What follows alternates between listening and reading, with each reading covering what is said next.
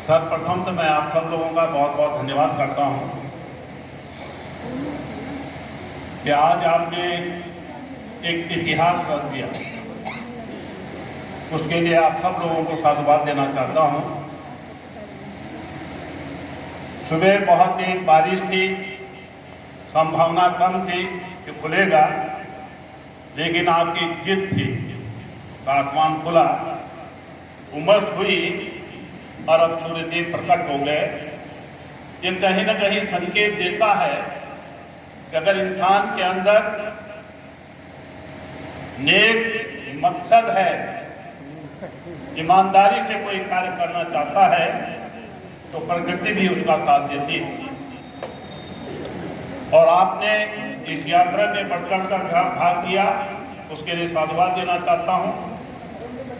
आज इस स्वाभिमान जो न्याय यात्रा निकाली गई, आप सब लोग जानते हैं कि पूरा उत्तराखंड वासी जो है कहीं ना कहीं स्वाभिमान उसका सर्वोच्च प्राथमिकता होती है। और स्वाभिमान पर अगर चोट पहुंचती है तो स्वाभाविक रूप से न्याय की पुकार करता है। आज इस अवसर पर हमारे बीच में करण महाराज जी बहुत युवा, बहुत एनर्जेटिक, ऊर्जावान नौजवान साथी, एक साथी तो कह रहे थे कि करण मेहरा जी आप यहाँ कैसे आ गए? यहाँ का मतलब कांग्रेस में नहीं बल्कि अब राजनीति में कहाँ से आ गए? आपको तो मुंबई में होना चाहिए था, हीरो होना चाहिए। किसी व्यक्ति ने कहा, मुझे संदेश दिया, शायद आपने किसी ने जिक्र किया होगा, किया था।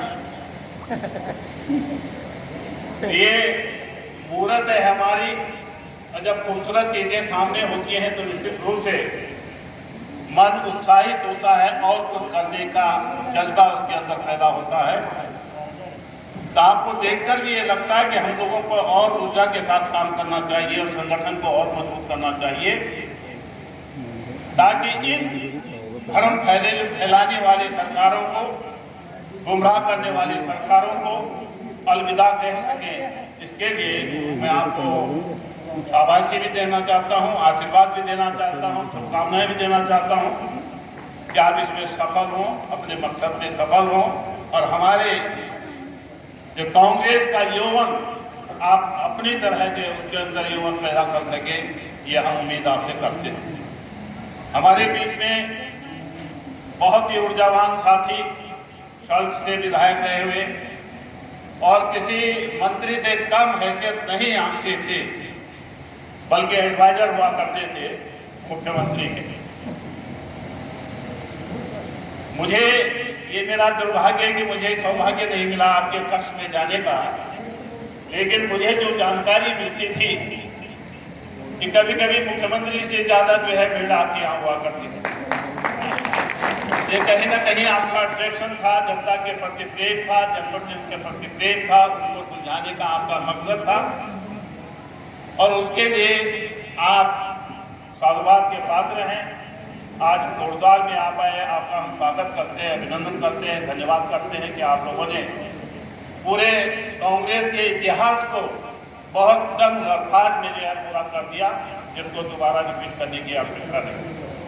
हमारे बीच में बैठे हुए पूर्व विधायक शैलेंद्र रावत जी, हमारे बीच में भाई दर्शन लाल जी, जो अनुसूचित जाति का हेड ऑफ द डिपार्टमेंट संभाले हुए हैं और अभी कुछ दिन पहले आपने भी यहाँ पर मीटिंग करते हुए लोगों के अंदर उत्साह भरने का काम किया, आपका भी धन्यवाद करना चाहते हैं। और आज के दुलाई कहूँगा मनीष खंडूड़ी जी, जिनकी एक सोच थी कि भाई स्वाभिमान न्याय यात्रा निकालते हुए जनता के बीच में जाया जाए और अंकिता भंडारी को न्याय दिलाने का एक बेड़ा सशक्त माध्यम से उठाया जाए, जिस पर उन्होंने इन बिंदुओं पर चर्चा करने की बात कही।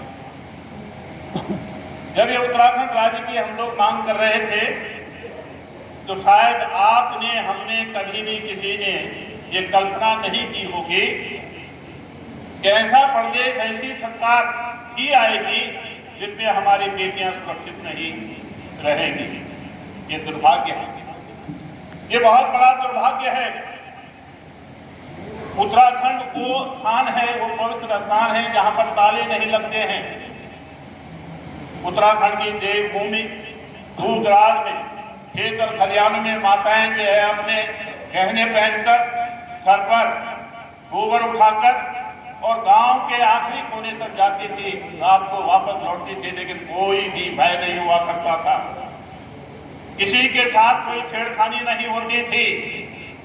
लेकिन यहाँ पर तो सरकार की सरपरस्ती में उनका वीआईपी आज तक जिनका नाम उजागर नहीं हो पाया। आखिर सरकार ने तमाम चीजों को खंगाला है, ऐसी कौन सी परेशानी आ रही है, उसको न्याय नहीं मिल पा रहा है। उसके बूढ़े माता पिता जिन्होंने एक बहुत बड़ी उम्मीद की होगी कि मेरी बिटिया बड़ी होगी, परिवार का नाम रोशन करेगी, अपना परिवार को आगे बढ़ाने की कोशिश करेगी, अपने पैरों पर खड़ी होगी, लेकिन आज वो बूढ़े माता पिता गिड़गिड़ा रहे हैं, कभी वकील को बदलने के लिए और कभी न्याय दिलाने के लिए, कभी हाईकोर्ट जाते हैं, कभी कहीं जाते हैं। हम सलाम करना चाहते हैं उस माता पिता को जिनके अंदर इतनी बड़ी शक्ति है। उनको अगर आप देखेंगे कि एक एक हड्डी के हैं, लेकिन अपनी पुत्री को न्याय दिलाने के लिए एड़ी चोटी का जोर लगा रही है। हम सब लोगों को भी प्रेरणा लेनी चाहिए और उनके साथ जुड़कर उनको न्याय दिलाने के लिए संकल्प लेना चाहिए। ये प्रस्ताव आज पारित होना चाहिए आखिरी बैठक में।